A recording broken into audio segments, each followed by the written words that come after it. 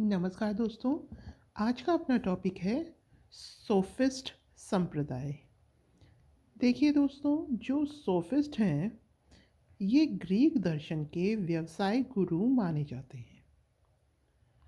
जो दार्शनिक है, ये संप्रदाय है, इसके जो दार्शनिक हैं वो दार्शनिक हैं प्रोटेगोरस। प्रोटेगोरस क्या मानते हैं? ये मानते हैं कि सभी वस्तुओं का जो आधार है दोस्तों वो क्या है? मानव। तो याद रखिएगा, ग्रीक दर्शन में कौन सा संप्रदाय है? सोफिस्ट संप्रदाय। इन्हें आध्यात्मिक व्यवसायिक गुरु भी कहा जाता है। इसके जो दार्शनिक हैं वो है प्रोटेगोरस। आगे चलते हैं हम दोस्तों, आगे हम बात करते हैं सुकरात की। तो सुकरात का जो दर्शन था, इसमें जो इन्होंने पद्धति काम में ली वो थी वार्तालाप की पद्धति, क्योंकि ये कहा जाता है कि ये शिक्षित नहीं थे। प्रोटेगोरस के विरोध में सैद्धांतिक पक्ष, ठीक है दोस्तों, मतलब इनकी जो थ्योरी थी किसके विरोध में थी? प्रोटेगोरस के विरोध में थी। जो इन्होंने क्या कहा था कि सभी वस्तुओं का आधार कौन है दोस्तों? मानव है। तो इनकी सुकरात की जो थ्योरी थी, उन्होंने इसी का ही विरोध किया कि नहीं, सभी वस्तुओं का आधार मानव नहीं है। तो इनका सैद्धांतिक पक्ष क्या था? सैद्धांतिक पक्ष की जगह किसको व्यवहार इन्होंने इंपॉर्टेंस दी?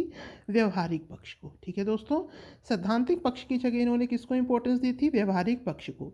इन्होंने क्या कहा था? इन्होंने कहा था ज्ञान ही सद्गुण है। ज्ञान जो है, ज्ञान प्राप्ति से हमें तार्किकता मिलती है, मौलिकता मिलती है, तथा हम उचित और अनुचित के बीच में भेद कर पाते हैं।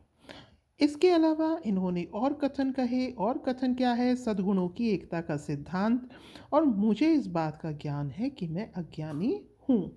तो याद रखिएगा दोस्तों, जो प्रोटेगोरस थे उनके विरोध में सुकरात ने अपना दर्शन दिया। इनकी जो पद्धति थी वो कौन सी पद्धति थी? वार्तालाप की पद्धति थी। प्रोटेगोरस के विरोध में इन्होंने अपना सिद्धांत दिया। इन्होंने सैद्धांतिक पक्ष की जगह किसको इंपॉर्टेंस दी दोस्तों? व्यवहारिक पक्ष को। इन्होंने क्या कहा कि ज्ञान ही सद्गुण है। ठीक है दोस्तों, इन्होंने ज्ञान से क्या कहा कि ज्ञान से किसकी वृद्धि होती है? तार्किकता की, मौलिकता की, तथा उचित और अनुचित में भेद होता है। इसके अलावा इन्होंने सद्गुणों की एकता का सिद्धांत दिया। साथ ही कहा कि मुझे इस बात का ज्ञान है कि मैं अज्ञानी हूँ। आगे चलते हैं दोस्तों, आगे हम बात करते हैं अरस्तु की। अरस्तु जो थे वो सुकरात के विरोधी थे। इन्होंने मनुष्य के सैद्धांतिक और व्यवहारिक पक्षों में अंतर बताया। इन्होंने सद्गुणों की एकता का सिद्धांत नहीं दिया। ठीक है दोस्तों, मतलब इन्होंने कहा कि जरूरी नहीं कि यदि कोई व्यक्ति ज्ञानी हो तो वो सद्गुणों भी हो। ठीक है, तो इन्होंने जो सद्गुणों की एकता का सिद्धांत है उसको स्वीकार नहीं किया। साथ ही जो सैद्धांतिक पक्ष है और जो व्यवहारिक पक्ष है उसमें भी दोस्तों इन्होंने अंतर स्थापित किया कि सिद्धांत है मतलब मान लीजिए मनुष्य ज्ञानी है, तो व्यवहारिक पक्ष क्या कहता है कि मान लीजिए वो अपने व्यवहार से वो रिप्रेजेंट नहीं करता, वो अपने व्यवहार में जो उसका सैद्धांतिक गुण है उसको प्रदर्शित नहीं करता। तो अरस्तु ने मनुष्य के सैद्धांतिक और व्यवहारिक पक्षों में अंतर बताया। सद्गुण की एकता का इन्होंने विरोध किया। साथ ही निजी क्षेत्र में नैतिक और सार्वजनिक क्षेत्र में भी नैतिक हो, इसका भी विरोध किया कि जरूरी नहीं है कि जो व्यक्ति निजी क्षेत्र में नैतिक है वह सार्वजनिक क्षेत्र में भी नैतिक हो। इन्होंने आचरण का व्यवहार से संबंध स्थापित किया। ठीक है दोस्तों, तो जो प्रोटेगोरस थे उनके विरोधी कौन थे? प्रोटेगोरस के विरोधी थे सुकरात। सुकरात के विरोधी कौन थे दोस्तों? अरस्तु। आगे चलते हैं, आगे आते हैं प्लेटो। प्लेटो क्या कहते हैं? प्लेटो का जो सिद्धांत था दोस्तों यह था मुख्य सद्गुण का सिद्धांत। अब प्लेटो ने जो इनके मुख्य सद्गुण थे वो बताए हैं 4 प्रकार के: विवेक, साहस, संयम, न्याय। न्याय को प्लेटो ने सर्वोच्च सद्गुण कहा। न्याय क्या है दोस्तों? न्याय है अहस्तक्षेप की नीति। अहस्तक्षेप की नीति का तात्पर्य क्या है? जो कि गीता में स्वधर्म से लिया गया है। अहस्तक्षेप की नीति ही ब्रेड लेके मेरे स्थान और उसके कर्तव्य से संबंधित है। ठीक है दोस्तों, तो प्लेटो का जो सिद्धांत है वो किससे संबंधित है? यह मुख्य सद्गुणों के सिद्धांत से संबंधित है। प्लेटो ने मुख्य सद्गुण कितने प्रकार के बताए हैं? 4 प्रकार के बताए हैं: विवेक, साहस, संयम और न्याय। जो न्याय है उसे सर्वोच्च सद्गुण कहा गया है। न्याय क्या है? अहस्तक्षेप की नीति है न्याय। जो अहस्तक्षेप की नीति है ये गीता के स्वधर्म और ब्रैडले के मेरा स्थान और उसके कर्तव्य से संबंधित है। ठीक है दोस्तों, अब देखते हैं न्याय। यह सामाजिक और व्यक्तिगत दोनों प्रकार का होता है। अगर हम समाज में वर्ग की बात करें, सामाजिक न्याय की बात करें, तो सामाजिक न्याय में देखिए दोस्तों, वर्ग के हिसाब से हम बात करते हैं प्रशासक वर्ग, सैनिक वर्ग और कृषक वर्ग।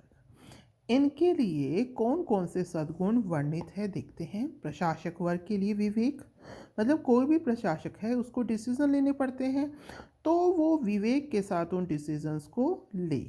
सैनिकों में महत्वपूर्ण सद्गुण कौन सा होना चाहिए? साहस, जिससे कि वो अपने देश की रक्षा कर सकें।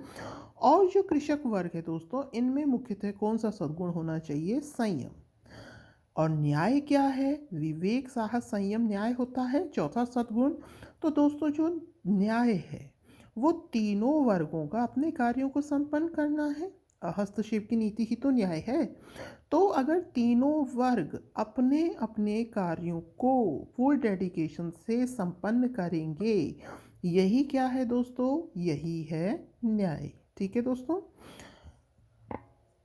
और जो न्याय है वो अन्य सद्गुणों में भी सामंजस्य रखता है। अब हम करते हैं बात मानवीय आत्मा की। प्लेटो के अनुसार जो मानवीय आत्मा है इसके दो पक्ष हैं, बौद्धिक है, अबौद्धिक है। जो दोस्तों बौद्धिक पक्ष है मानवीय आत्मा का, यह विवेक से संबंधित है। अबौद्धिक पक्ष भावनात्मक और वासनात्मक है। प्लेटो ने कहा कि जो बौद्धिक पक्ष है यह कंट्रोल स्थापित करता है भावनात्मक और वासनात्मक पक्षों पर। ठीक है दोस्तों, तो ये हमने प्लेटो का भी मुख्य सद्गुण का सिद्धांत देखा। एक बार दोबारा देखते हैं। देखिए, सोफिस्ट संप्रदाय, ये व्यवसायिक गुरु थे, ये ग्रीक दर्शन से संबंधित है। इसके दार्शनिक कौन हुए? इसके दार्शनिक हुए प्रोटेगोरस। इन्होंने क्या कहा? इन्होंने कहा कि सभी वस्तुओं का आधार मानव है। उसके पश्चात आए सुकरात। सुकरात ने कौन सी पद्धति दी? सुकरात ने दी वार्तालाप की पद्धति। ये प्रोटेगोरस के विरोध में आए। इन्होंने क्या कहा? इन्होंने सैद्धांतिक पक्ष के स्थान पर व्यवहारिक पक्ष को महत्वपूर्ण माना। साथ ही कहा कि ज्ञान ही सद्गुण है। ठीक है दोस्तों, ज्ञान क्या करता है? तार्किक और मौलिक होता है तथा उचित अनुचित में भेद करता है। इन्होंने सद्गुणों की एकता का सिद्धांत दिया। साथ ही कहा कि मुझे इस बात का ज्ञान है कि मैं अज्ञानी हूँ। आगे थे अरस्तु। अरस्तु किसके विरोधी थे दोस्तों? सुकरात के विरोधी। इन्होंने मनुष्य के सैद्धांतिक और व्यवहारिक पक्षों में अंतर स्थापित किया, सद्गुणों की एकता का विरोध किया। साथ ही निजी क्षेत्र में जो व्यक्ति नैतिक है, आवश्यक नहीं कि वह सार्वजनिक क्षेत्र में भी नैतिक हो, तथा आचरण और व्यवहार में संबंध स्थापित किया। अंत में आए प्लेटो। इन्होंने दिया दोस्तों मुख्य सद्गुणों का सिद्धांत। इन्होंने मुख्य सद्गुण बताए 4 प्रकार के: विवेक, साहस, संयम और न्याय। इसमें जो न्याय है इसे सर्वोच्च सद्गुण बताया गया। न्याय क्या है दोस्तों? अहस्तक्षेप की नीति। गीता का स्वधर्म। न्याय क्या है?